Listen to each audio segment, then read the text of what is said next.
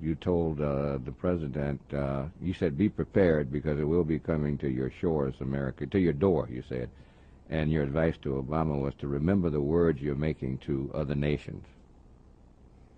Well, today, our dear brother, has to be very, very careful in this decision that he and his Secretary of State and Sarkozy and Prime Minister Cameron and others are planning.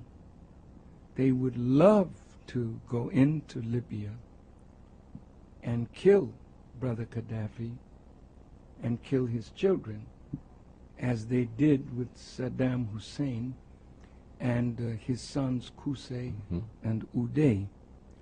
You must remember, dear people of America, that whenever government wants you to think and act in a certain way that would bring justification to an action that they are already planning to make, they must make the person that they hate a boogeyman. Now, nobody wants civil war. It is the bloodiest of all kinds of wars because you're fighting your own brothers. You're fighting the people of your own language and culture and history. So in every nation, brothers and sisters, there is dissatisfaction. And what the CIA does is go into a country and move among the people that are dissatisfied to stimulate a revolt against a leader that they don't like because they want regime change. I want to be specific. When George W. Bush was president, he said they wanted regime change in Iran, in Korea. Regime change. How do you get regime change, honest America? How do you do that?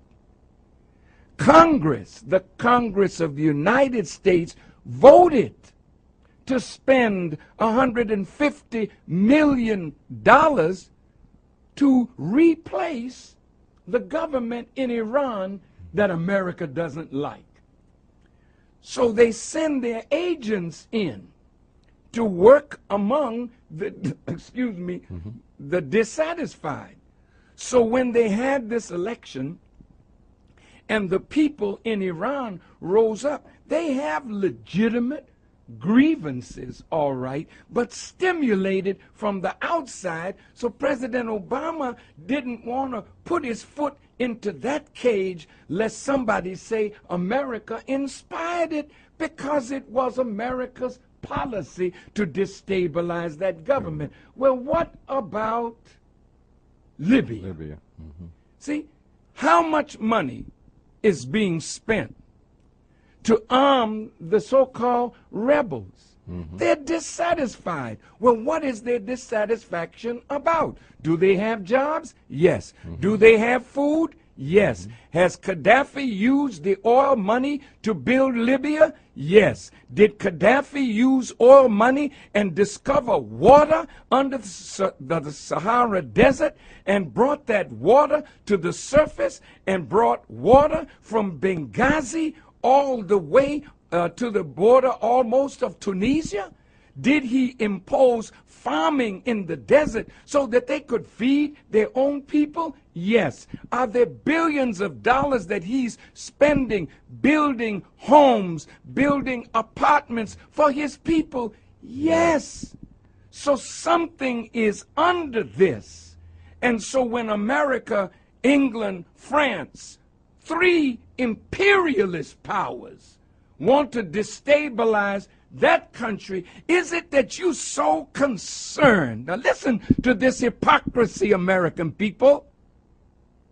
Is it that you're so concerned over the blood that is being shed in Libya when you look the other way when the Israeli Defense Force was bombing the innocent people of Gaza, unarmed, men, women, and children, but our government looked the other way. You looked the other way when the Israeli Defense Force went into Lebanon thinking that they were going to have an easy victory. Then you had to come out with your tail between your legs. Don't tell me and wise black people or white people that you're interested in black suffering. Where were you in Rwanda? Where are you in the Congo? Why did you go to Darfur? Because oil is there. No, you don't want to save the Libyan people. That's your noble motive to hide your wicked agenda. Now, I want to warn you in the name of Allah that this is more complex than what you think. Go into Libya if you want to. The Libyans do not want foreign occupation on their land. And when you make that kind of move, if you're not careful, you'll unite the Libyan people against you. And again, Gaddafi wasn't sitting in any tent twiddling his thumbs over these last 10 years. This man has been investing in African development. This man has been moving throughout Africa. This man has friends all over the world. He may not be your friend, but if you take him out and kill him like he's some rotten fella that wants to kill his own people, what did you do in Waco? What did you do when your people rose up? Did you talk them out of it?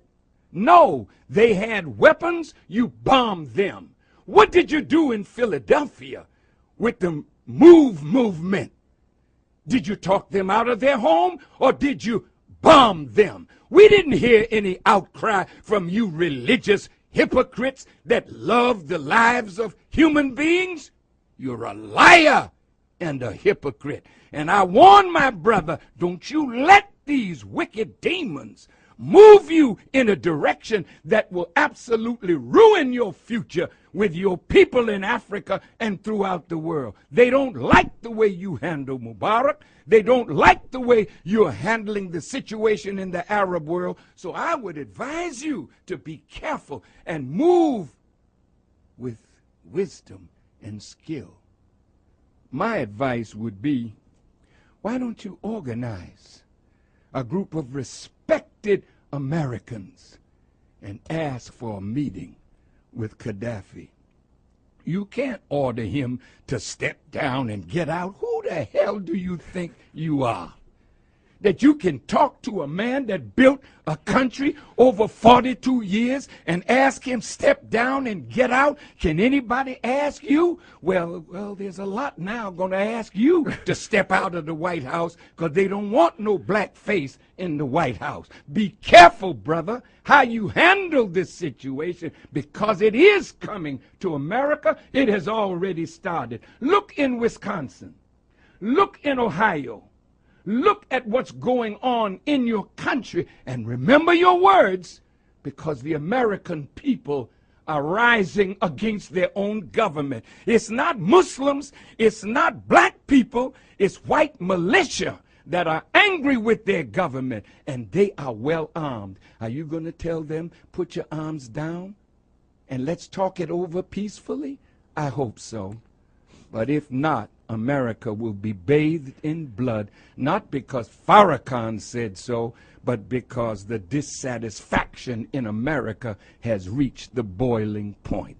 Be careful how you manipulate the dissatisfaction in Libya and other parts of the Muslim world. The Honorable Minister, Louis Farrakhan. More intelligent conversation.